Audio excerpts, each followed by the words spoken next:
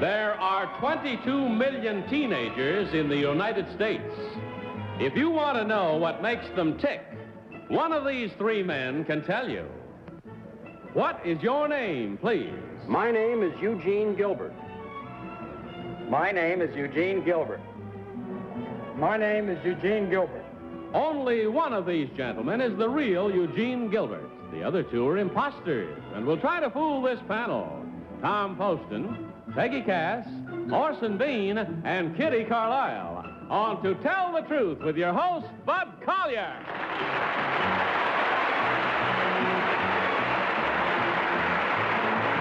Thank you, and welcome once again to Tell the Truth. Good evening, panel. Good evening, Bud. Now, you're all looking fine, roseate, and in fine fettle tonight.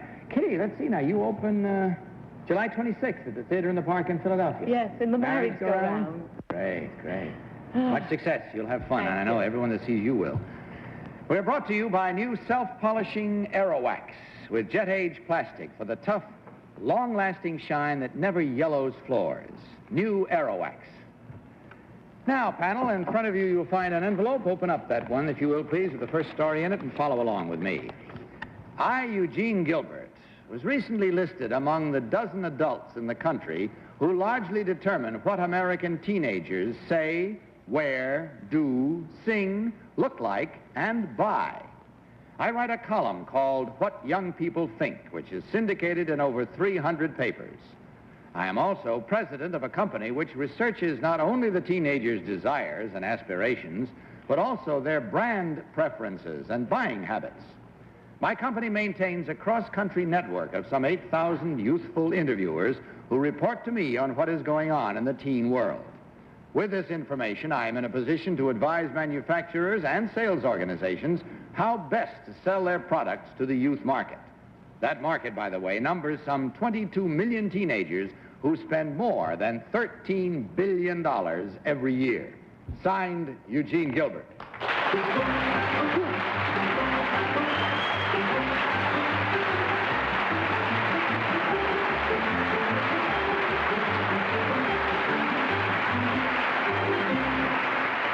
Three gentlemen all claim to be Eugene Gilbert. We'll start with Kitty Carlisle. Kitty? Thank you, Bud.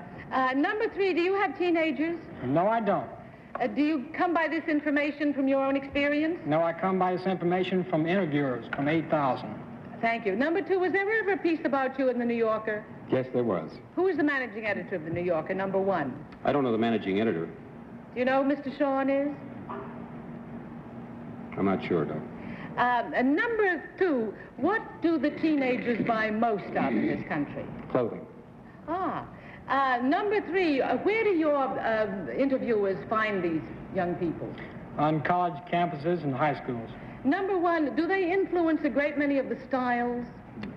The girls do, and so do the Tom Poston. Thank you, Bud. I just, 22 million spend $13 billion. How much is that per teenager, number 3? It's kind of a staggering sum, isn't it? It's like I don't know. It comes out to something less than $1,000 a teen. Gosh, it's... Number 2, what do you do with your information when you get it? We catalog it and arrange it in series and have it available for various people who ask for it. Number 1, do they pay for your service? Yes. How much do they spend a year on you? No, I don't. Enough. Number 3, someone said that clothing is the number 1 item. What's the second most bought item by teenagers? Clothing is not the number 1. Food is, and clothing is second. What comes after that, number 3? Dates, girls. For boys. Well, do they buy those girls? You don't pay for that. Peggy Cass. Number 3, did you recommend skateboards? Skateboards are fine for teenagers, not for their parents. Well, don't look at me. Number 2, you said they bought the most clothing. Did they buy more clothes than we do, you know, us old folks? No, they don't, but they do have a large sum of money to spend on their own clothing. Thank you. Number 3, you've got 8,000 busy little interviewers. Do you pay them? Yes, we do. Number 1, how do you recruit all of those interviewers? Generally, we have faculty supervisors that recruit for us. There's somebody in the school. Number 2, do you choose like the hot shots style setters? Gee, that's hard to say. For your interviewers? Some of them are style setters in the schools. Thank you. Number 3, it seems to me I see that the teenagers wear an awful lot of madras. Is that true according to your survey? Shirts and jackets, yes. Number 1, did you tell that the buyers to go, the manufacturers to go in heavy on the mattress because all the kids would grab it right up? No, we didn't get involved in any project like that. Orson B. Yes, number 2, according to your statistics, when does a teenager begin and end? Well, we run our surveys from 12 up to 25, but the teenagers are really those who have teens in their name. I see, but a 12-year-old kid is walking around with a grand burning a hole in his pocket to... I mean, where do they get the money, these children? Number 3, where do they get all this money? They get it from earnings, odd jobs, and parents. Number 1, why did a teenage economic market suddenly spring on the world full-blown all of a sudden? Well, the baby boom became teen now. Well, was there no rich babies before, number 1, or...? They didn't have any place to put their money. I see. Number 2, how much does a 45 RPM record cost? 79 cents. Number 3, do you agree with that? Yes, I do. How many RPM, 45 RPM records are sold? That's all the time we have. It I'm was sorry going to be to say, a but- terrible question anyway. Huh? Good bit of information. I'm sure we can find it out later. But right now, on what you have got, mark your ballots, if you will, please. Mark them without consultation. Mark them without change once you have marked them. And select number 1, number 2, or number 3. Team of challengers will receive $250 for every incorrect vote. Are all your ballots marked? All right, Tom, for whom did you vote? I voted for number 3. He had a cheery outlook and a breezy way about him, and I thought was... Number 2 said something funny about with the teens in their name, and I didn't know what that meant exactly. 13, 14. That's the name? The name of the age. The name of the age. Okay. Peggy. Well, I voted for number 3 because I figured he was a hotshot teenager, and he figured out how to organize them all. He's not so far from being a teenager right now, so I voted for him. Orson B. No, number 3 is too cheery for me. I voted for number 2. He looks like Eugene Gilbert to me, and I think 3 would call himself Gene, and 1 is probably Harold or something. Kitty Carlisle. I voted for number 1. He looks to me as though he's steely-eyed enough to have cornered this whole market. Well, there it is, widely split as it can be. There's 1 for number 1, 1 for number 2, 2 for number 3, and we go to find out now which one of these gentlemen, in truth, is Eugene Gilbert. Will the real Eugene Gilbert please stand up?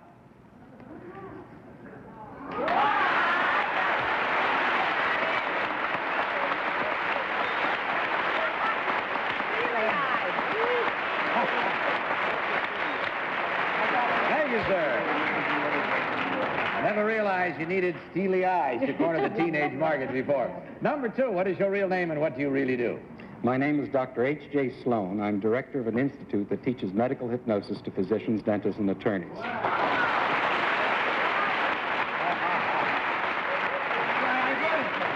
You kept looking at me, and that's why I voted for him. Number 3, what is your real name and what do you do? My name is Price Gibson, and I'm the flight scheduler for the Goodyear blimps. We checked the score to find that there were 1, 2, 3 incorrect votes at $250 each for a grand total of $750, gentlemen. Not bad to divide, and I hope it brings you great joy. Also, on your way out, you'll receive a gift package of all the fine products from the makers of Aerowax. We hope you enjoyed your visit to us. We thoroughly enjoyed having you here. Good night, and God bless you.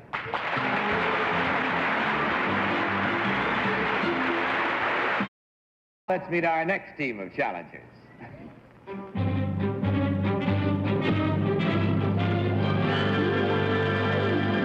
What is your name, please? My name is Punkin Flock.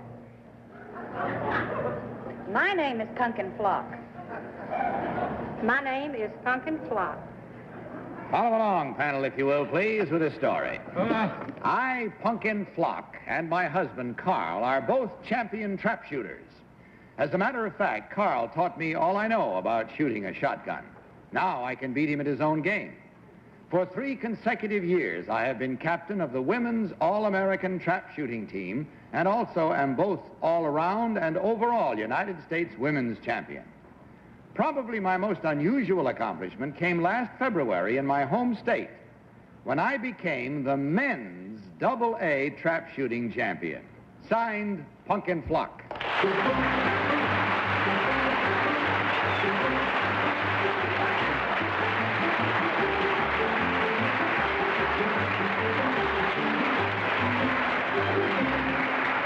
These three ladies all claim to be Punkin Flock, and we start this cross-examination with Orson B. Orson? Yeah. All right. Punkin Flock number 2. May I call you Punkin? Please do. I think I better. Tell me, my dear, how does it feel to be the men's trap shooting champion, and how does your husband feel about this?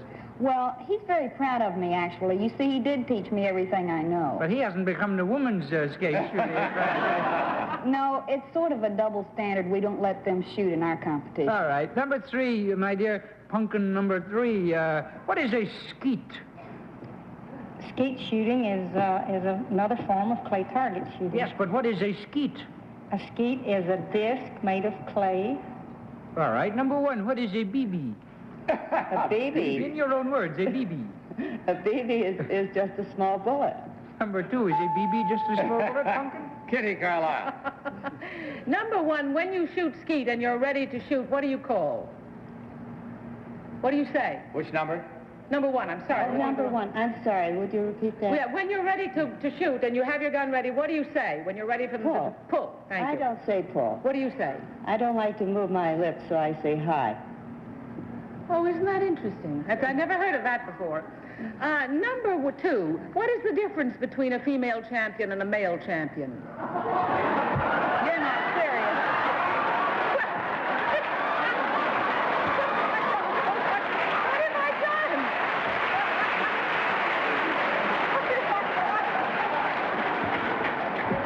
done? Would you repeat the question? What have I said? What is the difference between a female champion in shooting and a male champion in distance, you know? Well, you see, they have the 2 divisions. Actually, it's a misnomer because the men's division is not just men. It's open to women and men. I still don't know what the difference Well, is. it's just as well. Tom Poston. I hope the third spot isn't a biologist, but just... Number 3, what does the designation Class AA mean? That means that you carry a certain average. That's the highest average that there is, the highest class there is. That's better than Class Single A, then. Is that right? Yes. Number 3? Oh, that's congratulations to whoever Punkin it is. Number 2, do you know what a moving base shooting would consist of? Number 2? No, I don't. Number 1, do you happen to know a moving base? Have you ever done any shooting like that? I've never done it with a moving base, no. You know what it means, number 1? No. See, the only reason that I say that is because I used to do a lot of that kind of thing when I was trained as a gunner.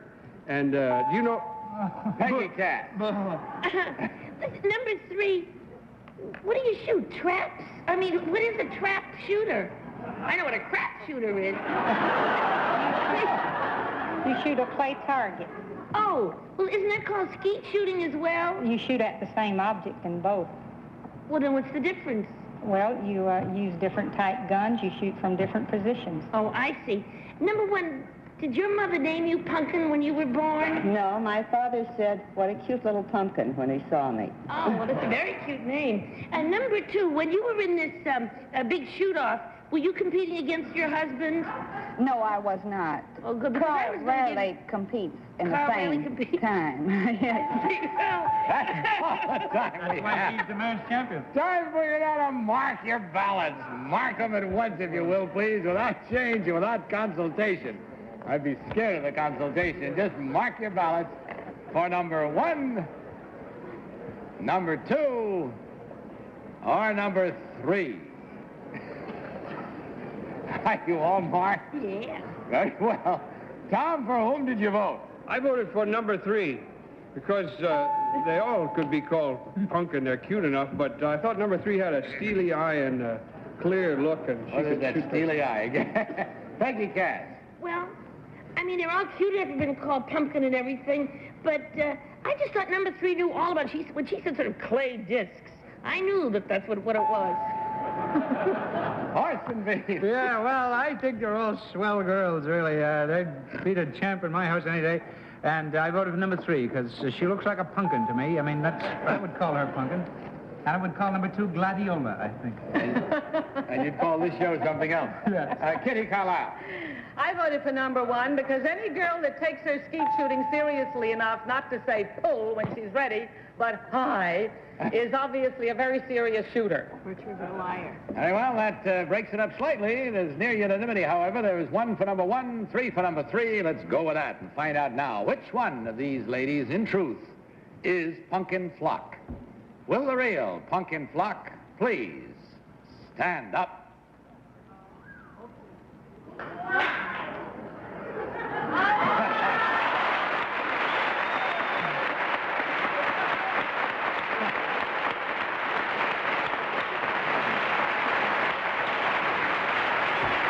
Thank you very much.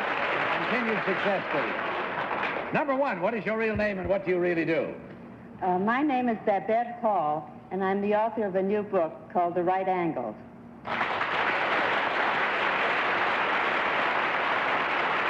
Number 2, what is your real name and what do you do? My name is Joyce Wilson, and I own my own public relations firm in Dallas, Texas. Well, the score shows that there was 1 incorrect vote, and that's the one you're most interested in. That's worth $250, dear ladies, and we thank you genuinely for being with us tonight. It was a very interesting story. Continued success to you. On your way out, of course, you will receive a gift package of all the fine products from the makers of Aerowax. From us, our sincere thanks, and hope you enjoyed it as much as we did. Good night, and God bless you.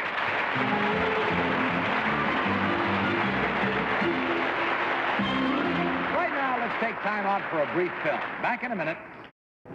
And now let's meet our 3rd team of challengers.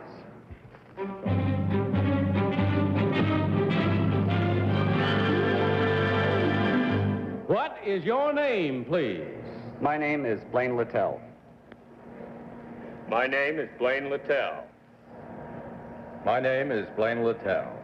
Again, follow along, panel, if you will. You have copies of this story. I, Blaine Littell, recently spent 5 months traveling over 10,000 miles through Africa by plane, train, riverboat, car, and on foot.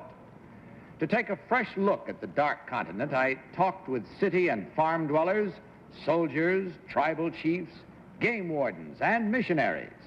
My trip took me through the heart of Central Africa, including 6 of that continent's newly formed independent nations.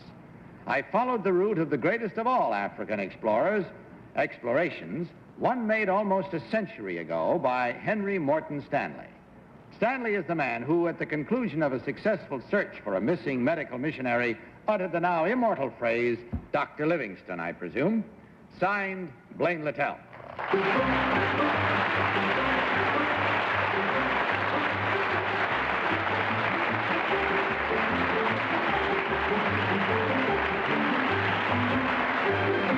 Panel, these 3 gentlemen all claim to be Blaine Littell.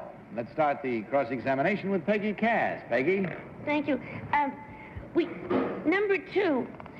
Who played Dr. Stanley in Mr. Stanley in the movie? Sorry, I don't know. I shall never forget him. Number 3 was your only reason to go there for 5 months was just to take a fresh look? No, I wanted to write a book about Africa. I see. Well, number 1, had you been there before? I mean, the second one, was it your second look or your first look? This was my 3rd trip to Africa. I see. Number 3, did you go down the Zambezi? No, I did not go down the Zambezi. Number 1, what countries are in Central Africa? I'm not 100% sure of my geography there. Well, I went through 6 countries altogether. From the east, Kenya and Tanzania, through the Congo. Oh, thank you very much. Number 3, did you eat many meals with the tribal? Orson Bean. All right. Number 3, your name is very familiar to me. Did you write that book? I haven't written it yet, no. Are you going to write it? Yes, I am. What will it be called? It's going to be called South of the Moon. All right. Number 1, do you know that most hated of all creatures, the gaboon viper? So called because he bites you and it's a disgusting beast. I've heard of it, yes. Where does the gaboon viper exist? In jungle. Number 2, where is the city of Bangui? city of Bangui. Bangui, you must know it. On number 3, do you know what Bangui is? No, I don't. Number 1, the African Central Republic. What did it used to be? You said that's one of them. That wasn't one of them, actually. Oh, sure it was. Think again. Number 2, the Maasai. Where do they... Kitty Carlisle. Number 3, how many African countries are there in all now? I can't tell you offhand. Number 2, which is the latest of the newly formed countries? Oh. Number 1? Gambia. Number 2, can you tell me where the Pygmies live? Well, the Pygmies live in the northern area, north of the Congo, in what used to be the British Protectorate. Thank you. Number 3, did you go any place where Edgar Rice Burroughs wrote about? King Solomon's Mines? H. Rider Haggard. Thanks a lot. I don't know where they were. Ah, well, there you are. You see, I'm not mixed up myself. I'm sorry. Tom Poston. Number 3, do you know the difference between men and women trap shooters? Yes. He does. Number 2, why did you go to Africa this time? Pardon? Why did you go this time? What was the purpose of your trip this time? Well, I had taken a great interest in all the publications of Africa, and having been there before, I thought I'd like to write a book about it. My publisher was cooperative. What are you calling yours? Number 2? South of the Moon. That's a great title for any book. Number 1, did you actually encounter any dangers while you were on your trip? It seems kind of factual here and doesn't seem very adventurous. What did you run into in the way of adventure? Well, after I entered the Congo, I went through dangerous territory, but I was never really in any physical danger that I was aware of. That's it. Time again to vote. So vote, if you will. Vote now, vote without changing your votes, and without consulting with each other. Vote for number 1, number 2, or number 3. All ballots are marked. Very well. Tom, for whom did you vote? I voted for number 2 because the beard is obviously phony, and no, it obviously is not. But number 3, because I have my own reasons. Peggy Cass. I voted for number 3 because I know some writers, and they usually have horn-rimmed glasses. Orson Bean. I voted for number 1, but I have Tom's reason, even though it came out different. Number 2 is not quitting, but with that fine foliage there, the pest problem alone would be... Well, there's one for each. With which one are you casting your lot? I voted for number 3 because although I got mixed up, goodness knows, number 1 got mixed up when he said Tanzania. I think it's Tanganyika, but this is not... Oh, number 2 shaking his head. I'm wrong again. Very well, there we have it. Widely split this time. 1 for 1, 1 for 2, and 2 for 3. Let's go with that and find out which one of these gentlemen, in truth, is Blaine Littell. Will the real Blaine Littell please stand up?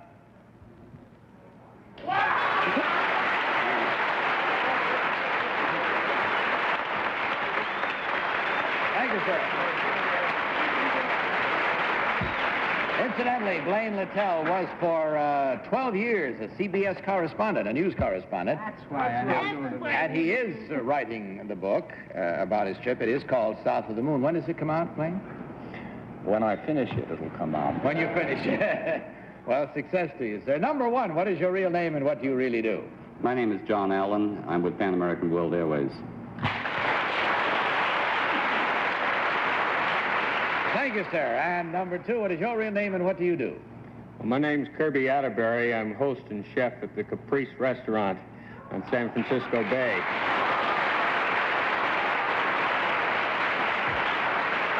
Tells us that there were 2 incorrect votes. I'm sure you knew that already. That's twice $250 for a nice round fat total of $500, gentlemen. On your way out also there will be a gift package for each of you of all the fine products from the makers of Aerowax.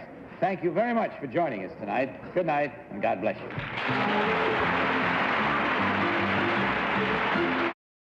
All all the men and women trap shooters in Tanzania love you, Kitty. That's all we have time for. Good night to you. Good night, Bud. Good night. And good night for Aerowax. Of course, I'll see you next week, I trust, on the same time station, and we'll see you tomorrow afternoon in the daytime show. In the meantime, don't you forget to tell the truth. Bye. To Tell the Truth is a Mark Goodson, Bill Trotman production.